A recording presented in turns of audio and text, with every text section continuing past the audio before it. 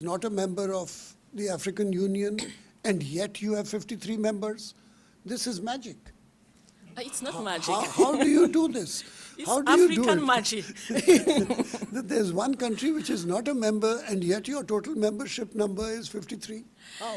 Yeah, you know what?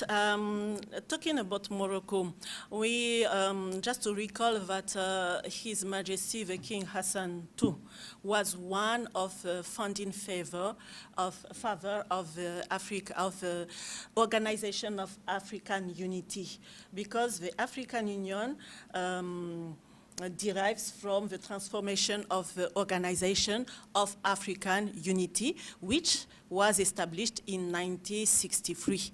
And as I said, the King of Morocco was one of the founding fathers of this organization, and he was very active in the organization. It is unfortunate indeed that in 1985 they withdrew their membership. They withdrew from the African Union, from the OAU at that time, because the heads of states at that time, they accepted to integrate the RASD.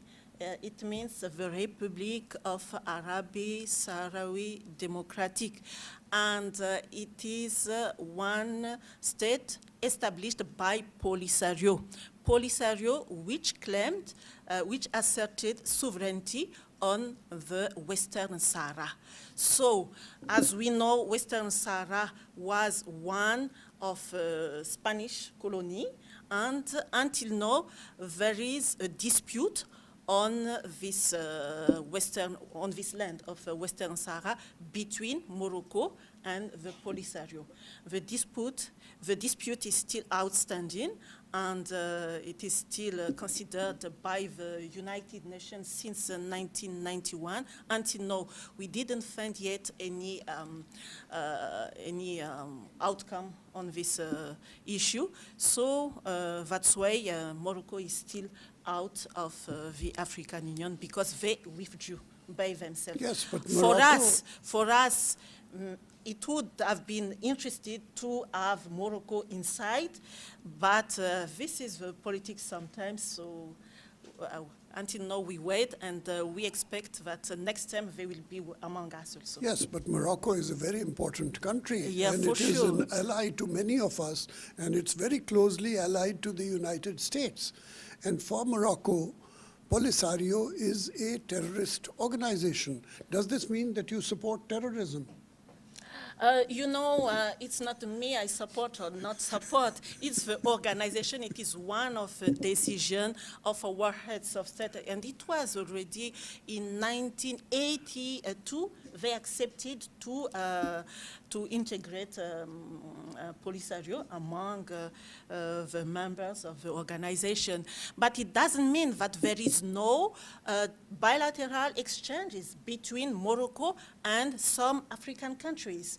For example, I know that Senegal has a very good relation with Morocco, and other countries like Madagascar also has a very historical link with Morocco. So it doesn't mean that there is really no relation between Morocco and African countries. And even now, there is a trend to organize some strategic conference on strategic partnership between the AU and its partners. For example, Turkey. We were in Istanbul, and Morocco was among the participants on this summit.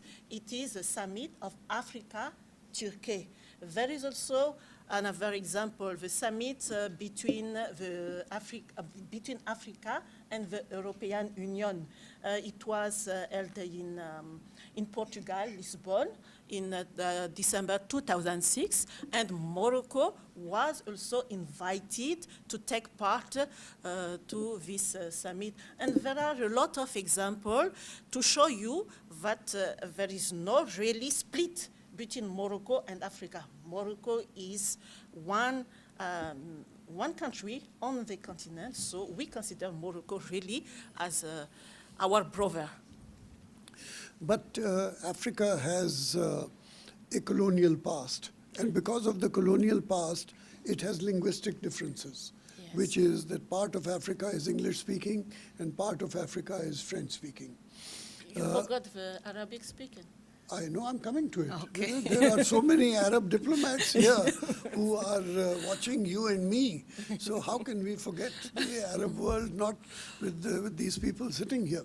But starting with the linguistic differences, you then have the other difference, which is between the Arab-speaking Africa and the non-Arabic speaking Africa. In other words, black Africa and brown Africa, if you wish, to put it color-coded. Okay.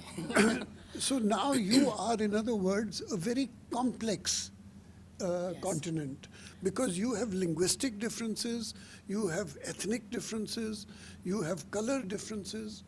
And so what is it that brings Africa together in an African Union when you see all these differences in Africa? But first, what we have in common, we all belong to one continent, you know. And then this is our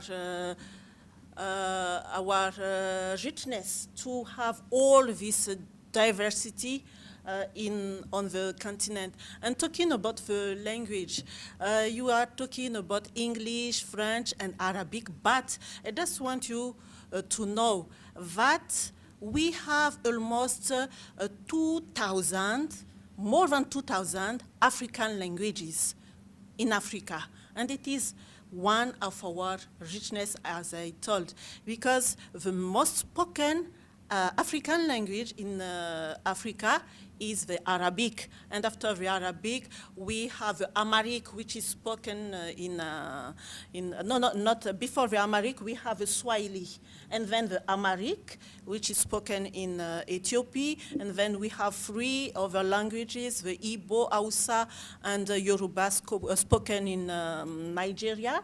After that, we have a Malagasy, spoken in Madagascar. So we have this variety of language. We have also other languages like Lingala or Pearl or other languages.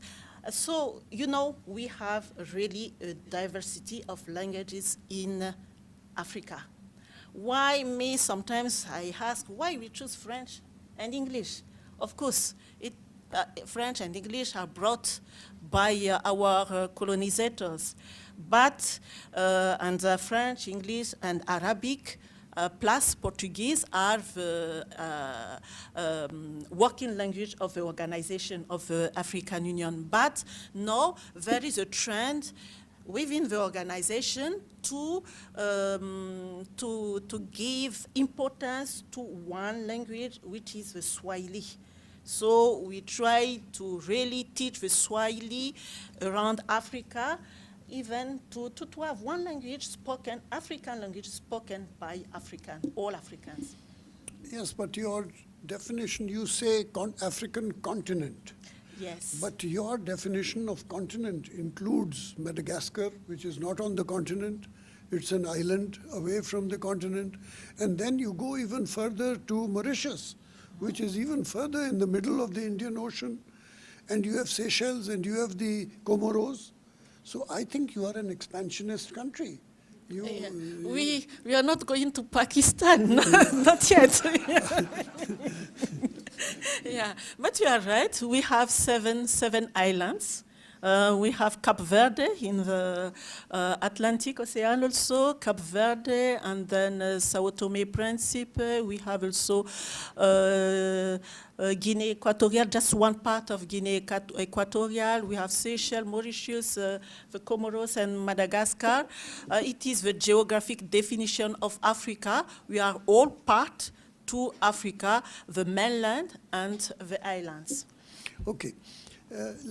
All this is the good news about Africa. You are nice people, the whole We have continent. a lot of good news there. But there are lots of bad news also about Africa. Africa Yeah. has a lot of problems. It has a very large number of conflicts. It has a very large number of refugees.